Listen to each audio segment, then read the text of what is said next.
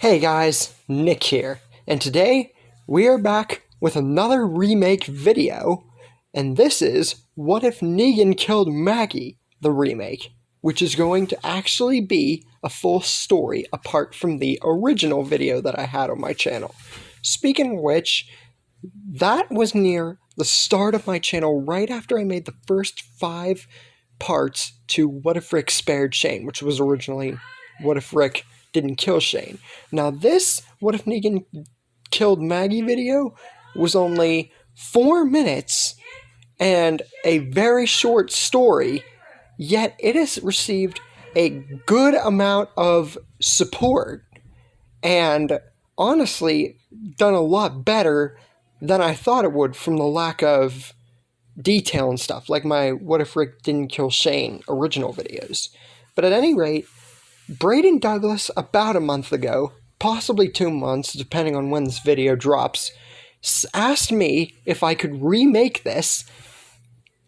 Yeah, like I said, it was about 2 months ago, and asked me if I could redo it because it would change a lot, especially in Season 11, which I actually agree with now that I actually go back and watch that original video and watch The Walking Dead over and over again.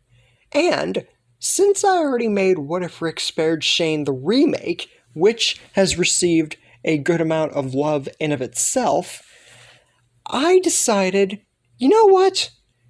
Why not? Because, like I said, my What If Rick Spared Shane remake has gotten a good amount of love, so why not take a look at this and make it a full story? So, here we are. Let's set the scene. So, we open up with the lineup at the end of Season 6, and honestly, the build-up to it being pretty much the same. It always is whenever I start the story, at least. But at any rate, we get into the introduction of Negan, and him saying that he's going to kill someone for killing his men. Takes his time picking who's going to be the one to have the honor of getting killed with Lucille, and the first victim, like before, is Abraham per normal, which goes the same way as you would expect, with the end result being Daryl punching Negan very stupidly, and Negan saying that he is now going to, or at least implying, that he is going to kill someone else. Now, the original one was Glenn, who he was standing right by him, and literally that was dead giveaway that he was going to kill Glenn. But the victim now is Maggie. And this actually gets us a cool scene. Now, I don't know how many of you have seen this, but on YouTube there is a deleted scene with Negan killing Maggie specifically, and Glenn saying for Negan to take him, and then he gets knocked down by Dwight. Now, for those of you who haven't seen it, I recommend you check it out on YouTube. The quality of it ain't really that good, but it's worth your time. Anyway, that gets us to that little cool deleted scene, but unfortunately, there's nothing Glenn can do here. And him doing this is honestly just as stupid as him trying to go at Negan the first time Negan threatened to kill Maggie. Only this time, it's real. Negan takes his sweet time bashing the crap out of Maggie's head until it's just nothing. There's nothing there. And this death upsets, breaks, angers, and completely shatters everybody. And I'm talking everybody in the group. More so than just Glenn and Abraham's deaths. Why? Because Maggie was, in their own words, the future because of her baby Herschel. And she was the sole purpose for going to Hilltop in the first place. Were it not for her, none of this would have ever happened. Not to say that she is any way to blame for this, because, like I said, the baby was the future. So it's not her fault. And it's just the way she grew and came into the group for the past 4 seasons that led to this point, she became a very helpful member of the group. And for her to be taken out callously like this, with no rhyme or reason, was just wrong. And this breaks everyone much more than Glenn's original death. And there is no other person that is broken, angered, and upset by this than Glenn. For obvious reasons. That was his wife that just bit the dust. And to add insult to injury, Daryl's not completely to blame for this, because he tried to save her on 2 separate occasions, and he doesn't know if he got her killed, Negan got her killed. It's a whole deal. And not only did he lose his wife, but his unborn child. And this is just all too much to take in. But with all that sadness in him, that immeasurable sadness, the feeling that he, Daryl, and just everything that's led up to this that caused Maggie's death, pales in comparison to the one feeling that takes Glenn over. Rage. Hot, fiery, unbridled anger and rage. Like Glenn has never, ever felt before. Merle's torture of him? Paltry. What the governor did to Maggie? Paltry. What happened before whenever Abraham tried to keep him from finding her whenever they were split up during the prison attack? Paltry. This rage is a completely different side of Glenn. And now he is only thinking of 4 direct words. Kill Negan, avenge Maggie. He rushes at Negan. He doesn't care what happens to him or anyone else at this point. There is just fire in his eyes. And Negan, he expected this wholeheartedly, especially from not only the first reaction that he got out of Glenn after threatening to kill Maggie the first time, but the second time it was made dead clear that that was his wife, and that now, 3rd time's the charm, Negan just decides, well, this guy clearly hasn't learned his lesson, so I'm just going to make a true example of these people and kill him too. 3rd time's the charm after all, at least for them. He swings his bat, expecting Glenn to just fall over, or at least fall over and then die, but he dodges. Right whenever Glenn's running at him, he dodges the attack and kicks Negan so hard that he falls not only to the ground, but he actually is flown through the air for a split second and crashes to the ground. And Negan, he wasn't expecting this. Not only did this guy just dodge his attack whenever he was covered in pure rage, but he flew right under Negan's legs and then kicked him straight to the ground so hard and so high that it's almost inhuman. And Lucille falls to the ground right whenever Negan does. And this is definitely a change, not only for Glenn, but just a change in the mood that's affecting everyone right now. It's a lot to take in. Glenn grabs the bat and says that Negan is his and his alone. And if any saviors value their lives, they'll stay out of this, or he breaks the bat and kills Negan.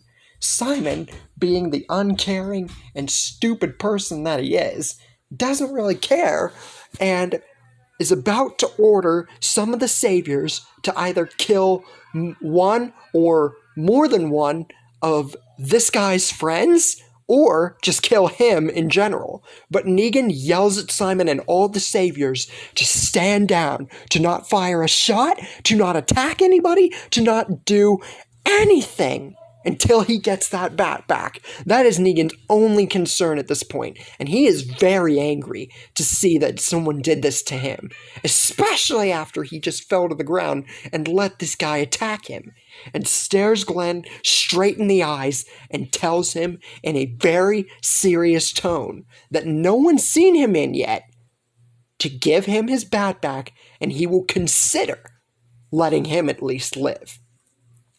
But Glenn You really think he's going to take that deal? Oh, no. He tells Negan straight out that there is nothing that he's going to say that is going to make him stop what he's about to do to him. And, with his very own lighter, does what Rick did with Glenn's lighter in the original Season 8, and lights Lucille ablaze, and begins his own version of what Negan did to Abraham and Maggie, except to Negan's entire body, which I will touch base on more here in a minute. Negan, seeing this, brings him to the same kind of PTSD version of Negan in Season 8, whenever Rick lit Lucille Blaze with what happened to his wife, whenever he burned the house down with her in it, and she had already killed herself, and yeah, you guys get the deal. But anyways, while Negan is dealing with this situation, Rick sees this as the perfect opportunity to strike. The Saviors aren't doing anything because they're not allowed, and Negan has his own deal with Glenn. Rick yells for everyone to attack. And with that said, even though they're outnumbered, the Saviors were ordered directly by Negan not to attack. And they're not going to disobey, at least everyone but Simon. So that means that Simon, Dwight, and all the other Saviors in this area are killed. Negan, seeing this, and seeing that his bat is taken from him and lit aflame, is very perplexed at what to do right now, because he definitely was not expecting this twist in his arrangements of what he had planned for Rick's group, to give him stuff and, his whole deal in the original. But Negan, every time he tries to make a grab for it or fight his way to get his bat back, it is met with a either whack to his head, whack to his side. It's just met with complete resistance. And eventually, Negan gets so tired of it that he asks Glenn, is he just going to kill him at this point? Because he's about to be just done with this guy. Glenn smirks at him. And this is no ordinary smirk. This is a angry, overconfident, and completely unrecognizable Glenn smirk. And tells him no. And then goes to a straight and serious, stern, and completely unrecognizable look and tells him that he is not going to kill him yet, because that wouldn't do him justice. No. Instead, he's going to break every bone in Negan's body, make him bleed until all he sees is utter complete red, and then only when the pain is too much for Negan to bear, only then will Glenn kill him. And he says this all to Negan's face. And Rick, seeing this, because the Saviors are dead, is he's thinking whether he should help Glenn or not, but Glenn seems to be doing all right on his own, despite not being in the right state of mind.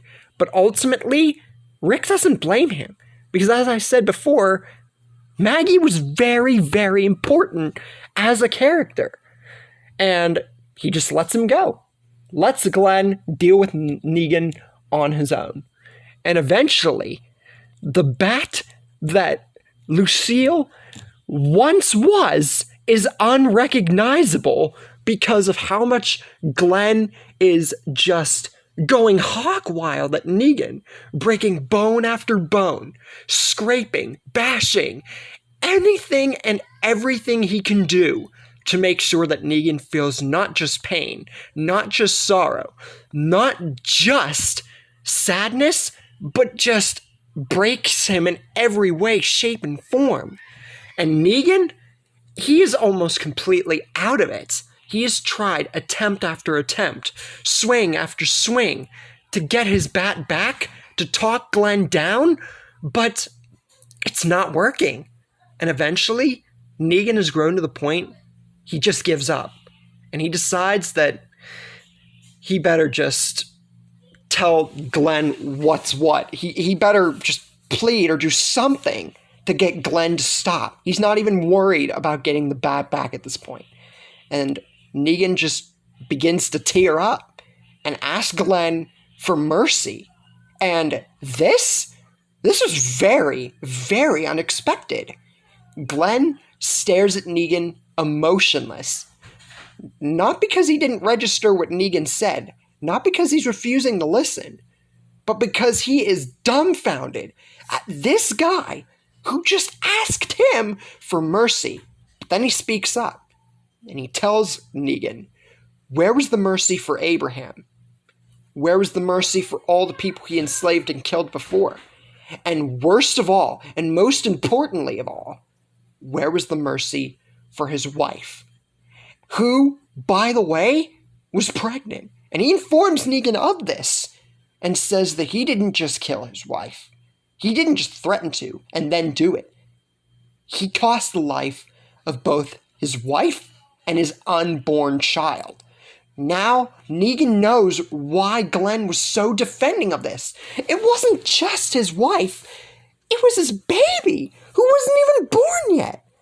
And with that said, Glenn tells Negan straight out, he's not going to give him any kind of mercy.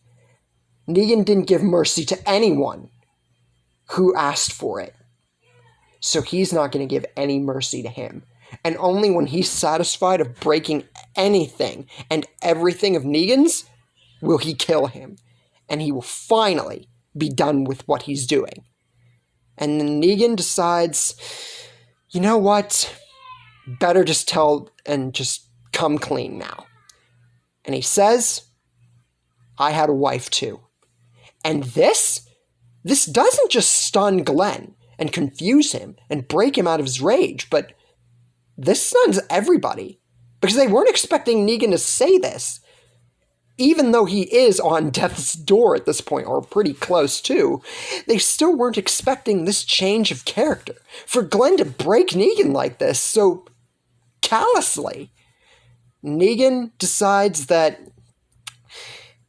if he doesn't say or do something now, he will die. And decides to admit that, yes, he is wrong. He has enslaved people. He has killed people who didn't ask for it. And that he, once again, repeats, he had a wife too. And he wasn't always like this. He explains his backstory. And this isn't like my What If Rick Spared Shane remake, where this is mentioned a season early. This would be 3 seasons early. And he mentions his backstory on his wife Lucille and how he named the bat after her. Because she had cancer, he went to go get the supplies, ran into the biker gang, the whole deal with his wife's backstory and his. And coming home to realize that his wife had killed herself, and this ultimately turned Negan into the person that he is today. And the bat that he got from the first savior of his, Laura, that was given to him, that's why it was wrapped in barbed wire and everything, to show his strength and to remind him of his wife, and that he doesn't expect an apology to work on Glenn. No siree, not after what just literally happened. But he knows very well what the loss of someone can do to someone. Glenn is pure proof of what Negan's become, and that there's a better way for him to react to this, and what Negan's been taught by Glenn, he just wants to live. And if Glenn can do that, he won't go down the path that Negan did. And Glenn, having to register this, sits down for a second to process this. But will this very backstory work to sway Glenn into not killing Negan? Or will he become worse than Negan? And that's where we leave things for the moment. Very long first part, I know. I definitely wasn't expecting to make the first part this long either. But honestly, I wanted to start this first part of this remake off strong. Definitely for this different look at this story. But I hope you guys enjoyed nonetheless. Looking forward to more parts on this series. And I will see you guys in the next video.